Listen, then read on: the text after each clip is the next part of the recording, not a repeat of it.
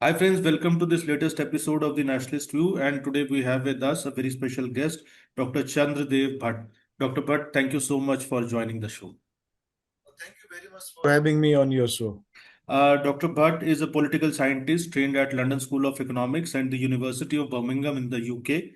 He has held a research fellowship at the George Warren Brown School of Social Work, Washington University, in St. Louis, USA, for 2 years.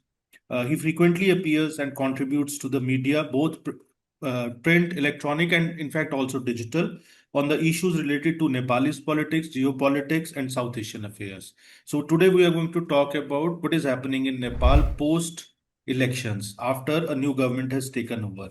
So my first question, Dr. Bhatt, is that we have seen from a transition of Nepal from protest to power. And Yes. now Balendra Shah has leapt from a protest-driven mayor to prime minister, and recently he announced a 100-point reform agenda.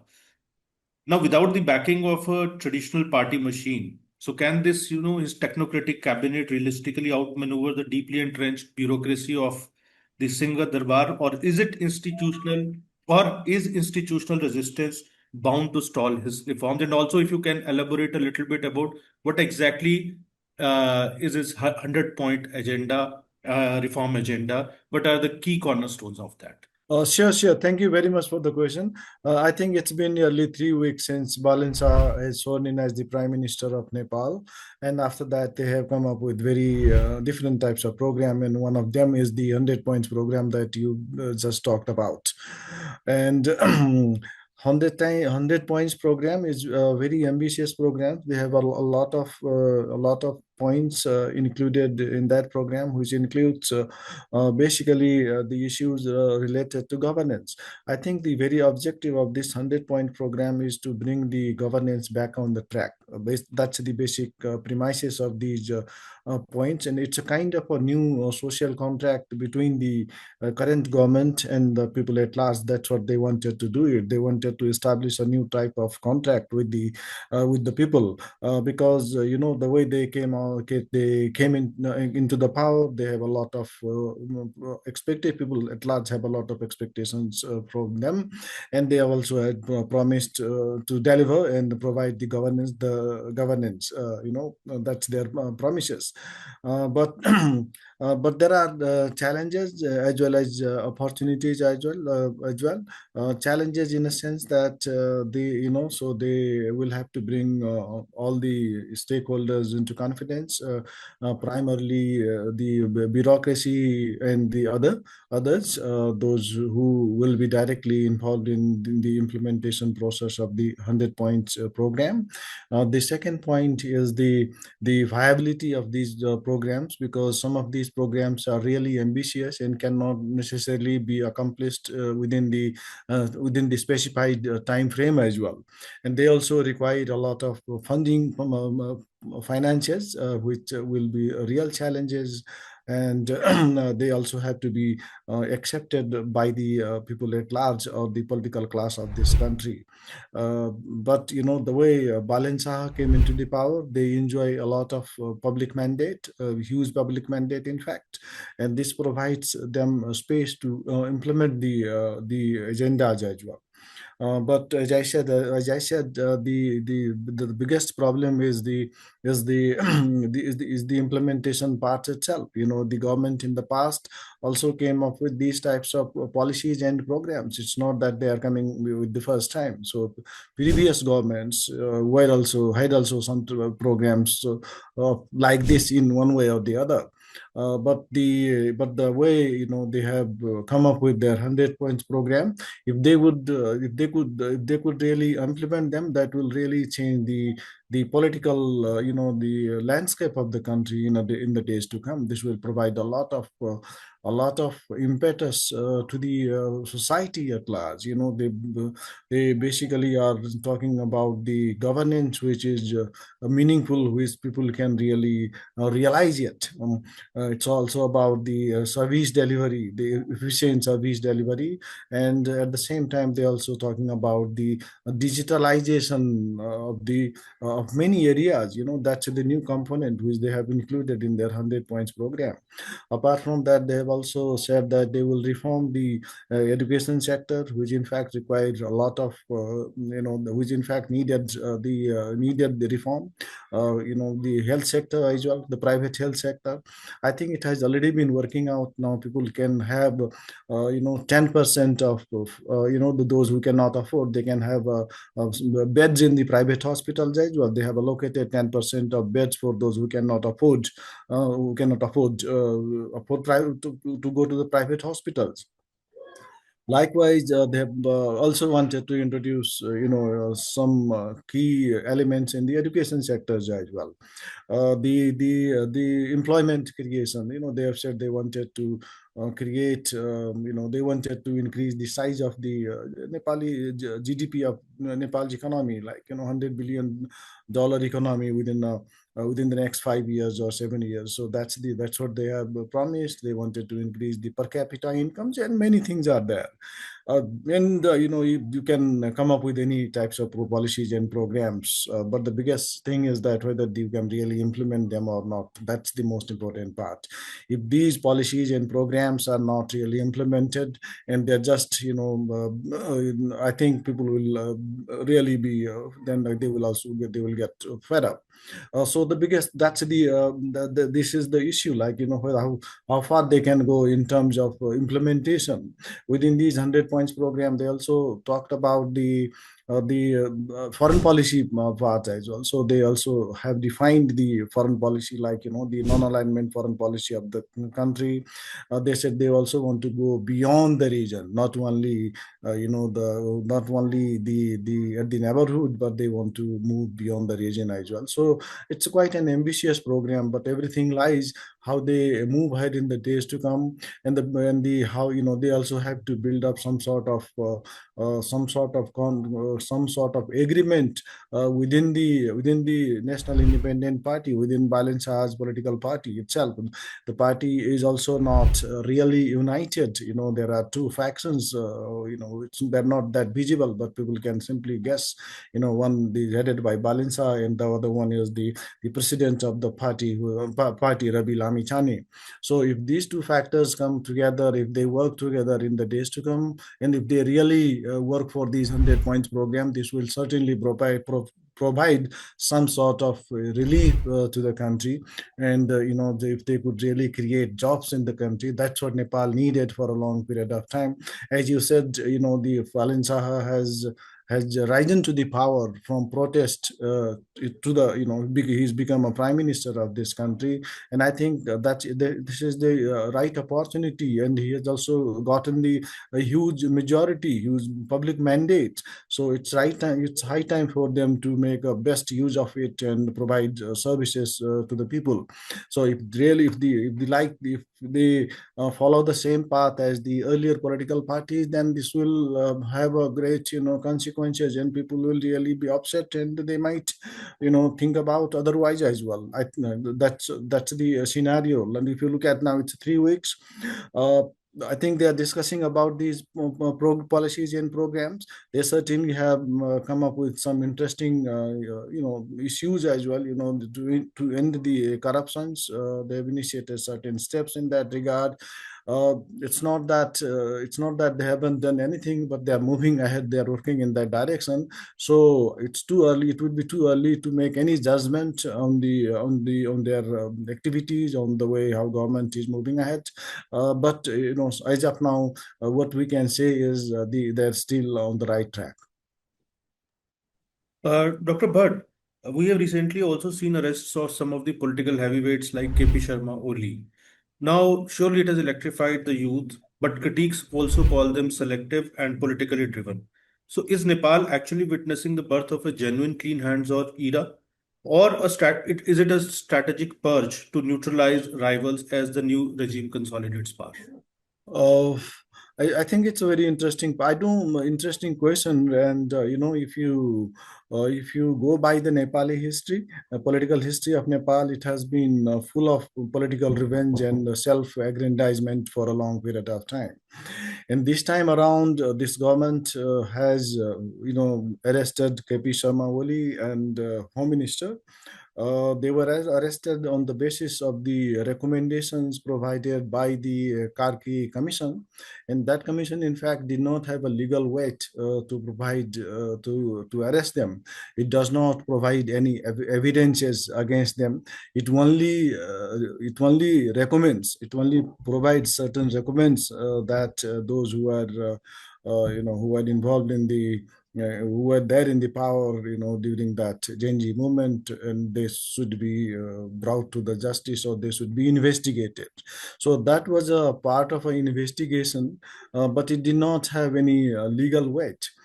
So when government arrested KP Sharma Oli and the Home Minister, I think they arrested without sufficient evidences. That's why they were released by the court. It's not really a kind of, it's not, I won't really call it a purge, but there was a strong public demand as well, so they have had to do it. Otherwise they in fact they had little options in left with them. But certainly there are issues, and the government will have to take action in the days to come. But when they wanted to arrest anybody, I don't think they should follow the due process of the law. If they don't really do that, that will have a consequences in the days to come, and people certainly will think that this government is also, this government really wanted to take a revenge against the political class, from the the traditional political, those who are affiliated with the traditional political parties. In fact, the I don't think the issue of purge was there. If that was there, it would have been done long time back. Like in Bangladesh, the old political parties and their leaders were not really allowed to contest the elections as well. And same thing happened in Sri Lanka. And in the case of Nepal, political leaders from the old political parties were allowed to contest the elections. And these people have been there in politics for a long period of time, and there certainly are certain issues. They might have been involved in corruptions and other issues as well. So there are issues to be investigated, but all these things will should follow the due process of law. If the government does not follow the due process of law, I think people will not take it easily. They will take it they will have a different opinion on it, and people might think that this government is simply taking a revenge. Of course, it's a politics is all about the power as well, all about to stay in the power. It's all about competition as well. There is some sort of competition between old and new political parties as well in this country, and this has been there for a long period of time, as I said in the beginning. So any political party, whoever comes into the power, they always try to make their fields very clean and clear so that they can move ahead. But in the process, in the course of doing that, if they take extrajudicial actions, that will have a consequences. So I think in the future, if they have to make an arrest, they should follow the due process of law. Otherwise, we live in a democracy, and it will it does not necessarily fall into the democratic domain. So government will have to be quite careful about it. Also, this the old political parties, they still enjoy a lot of, they are also they have their own supporters. They are basically rooted in the society. They have been there for a long period of time. It's only that they have lost the elections, but that also does not mean that they should not be investigated. Investigation has to be there. These people are also, has to be there, but should follow the, as I said, due process of law. Dr. Bhatt, let's come to a larger issue. As we all are aware that the West Asia crisis has affected almost every country, every country's economy. Now, Nepal, especially from two perspectives, I want your take on what is the situation in Nepal, how Nepal is handling the West Asia crisis. One is the supply chain issue, that is especially the fuel prices, the availability of fuel. And second is that Nepal has been based, Nepal's GDP takes significant contribution in terms of remittances Yes, true. from Nepalese citizens who are working in the Gulf or in West Asia. So what is the impact, how it is panning out in I Nepal? think we are already feeling the impact of the West Asian crisis. It has been felt in the kitchen, and it's we are also feeling it in the market. In the if you look at, in fact, the West Asian crisis is a Asian crisis. Almost all the countries from Asia are going to be affected by this crisis. And for Nepal, for a long period of time, the Nepal is relying on the West Asian job markets. We have got more than 20 lakhs people working in that part of the region, in that part of the world. So the around 25 to 26% of total GDP, is coming from there, through remittances. And if the West Asian crisis prolongs, that will have a multiple impact. First impact will be the fuel, right? The fuel which we're already having. We've got a 2 days holiday now in a week, Saturday and Sunday now. The very idea of declaring 2 days holiday in a week is to cut down the fuel consumption. The second point is the fuel, the LPG gas. There is a huge shortage of gas as well. The transportation has already become very, very expensive, and a lot of people, those who have been working in the West Asian countries, Gulf region, so they are coming back.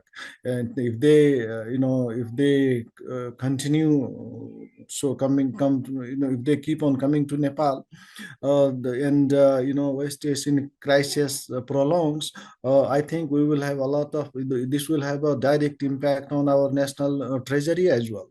So it has a long short-term impact, which are visible everywhere in the region, and long-term impact as well in the job market as well. We'll have to think about those people who are returning from there. We will also think about the youths who, for their employment. Nepal, for a long period of time, has not really been able to create employment for the people, for around 7 lakhs people who come into the job market every year. So we'll have to think the alternative ways to get them into the economic activities. If we don't do that, it will create a lot of pressure for the new government, the promises this new government has made. So I think it will have a huge pressure on the huge political pressure as well. So the issues of those who return from these countries, how Nepal is going to integrate them into society. Likewise, it is also going to have an impact on agriculture, the fertilizer issue. Nepal is largely dependent on fertilizers, which comes from India, and India gets it from the West Asian countries as well. It's a chain effect. I think a lot of countries are going to be impacted, and Nepal certainly is going to be more impacted, because we really did not have we really did not we failed to create economic activities in our own country during the last 30-35 years. So I would say it's going to be a severe crisis if the West Asian conflict continues. And we'll have to find out our ways to deal with the situation here, back home. Dr. Bhatt, you rightly pointed out, that creation of jobs is a big challenge in Nepal. Yes, New Prime Minister of Nepal, Balendra Shah, he has set up an ambitious target of transforming Nepal into a $100 billion knowledge yes. economy within 7 years. So, how do you look at this promise, and in the sense that what does what are the immediate actions which are required, I especially? think the creating $100 billion economy is really ambitious agenda in a time when the world is going through different types of crisis. Right, if we really wanted to have that type of economy, we need to invest. We need investment for that, right? Without investment, I don't think we will be able to create economy. And we also need to find out areas which can contribute in that regard. I think the best options for the current government is to do investment in the agriculture sector, because agriculture has become is not really attractive for the youngsters. For youngsters, they don't really want to get into the agriculture. So let's try to engage them in the agriculture sector. Likewise, the second important sector which might contribute, which might be helpful in creating a $100 billion economy in the next 5 years or 7 years is the IT sector. The digital economy, artificial intelligence and things like that. If we make an investment in this field, I think we can create an economy. We can the sector can contribute heavily in that direction. But the most important part here is the political commitment. Whether there is really a real political commitment, or they just wanted to say it for the sake of saying. Any government can make these types of commitment. They can come up with these types of policies and the statement, but they have to be backed up with the proper programs. If they don't come up with the programs, I think it will really be difficult. So that's there are, it's a kind of that they wanted to provide some sort of hope to the people. It's by stating that, by saying that they wanted to create a $100 billion economy. It's a kind of a hope they wanted to give to the society. But hope can only be translated into actions if they come up with the right strategies for that. As we talked earlier, there are challenges. A lot of people are coming back from the Gulf countries, and the international. If you look at the international situation, is also not really favorable at the moment. We need investment for that. The international investment is also shrinking. The mechanism of international cooperation is not exactly working in the same fashion that it used to work in the past. So I think we'll have to look for alternative sources and alternative mechanism if we really wanted to create a type of the economy that Prime Minister has set. But again, having said this, I think we can still do it. We can still, move ahead and create that, the economy of that scale, provided that we make a right choice and the right investment, and there is a political will. It has to be backed up by the political will. If there is no political will, then I think it will just remain in a piece of paper. Uh, so my last question is that because it's a recent development that Prime Minister Narendra Modi, he extended an invitation to the new Nepalese Prime Minister to visit India, and that invitation has been accepted by Nepal. And I think it's the last time a Nepalese Prime Minister had visited India. It was in 2023, which was a 4-day visit by Pushkamal Dahal Prachand, Yeah, who yeah. was the Nepalese Prime Minister. So after, and this visit is also coming at a juncture where, as you rightly mentioned, that the whole of Asia is going through a crisis. So, in the next couple of months, basically, this visit is likely to materialize. So, how do you see this as a beginning? No, because I I think, think this yeah. is a. I think things are really moving into the right direction, I would say, because the Prime Minister Modi has already extended an invitation to our Prime Minister, and I'm sure this has also been responded by the Foreign Minister recently in Indian Ocean Conference in Mauritius. I think it was in addition to Indian Ocean Conference. So there certainly will be a visit from the part of Nepal. I think two prime ministers will get to meet, but it depends on the timings as well. This will be worked out from the diplomatic channels of both the countries, and if visit takes place, this will take the relations between two countries to a new height. As you said, the last visit was in 2020. 2023 and we did not have any high level of visit. In fact, Prime Minister Modi was in Nepal in 2018 or 19. After that, he did not travel. And there is a need to have a high level of visit, at least at the Prime Minister's level. And we needed it. And it should happen as soon as possible. But it depends on the way Prime Minister, how the Prime Minister, the Prime Minister takes it. I think he certainly wanted to make a visit to India, but the exact date has not really been decided yet. There will be a visit from the part of the Prime Minister, as I said, but we exactly don't know the dates. But what is clear is that if the visit takes place, this will really be good for both the countries, because this will it'll at least help to build confidence. The trust deficit which has been there, that will be bridged. So it's a quite an interesting initiative, I would say. Thank you, Dr. Bhatt, for decoding the current situation in Nepal and how it is panning out. We'll continue to track Nepal story, and we hope to host you back soon. And thank you, viewers, for watching. Thank you, Dr. Bhatt, for joining us.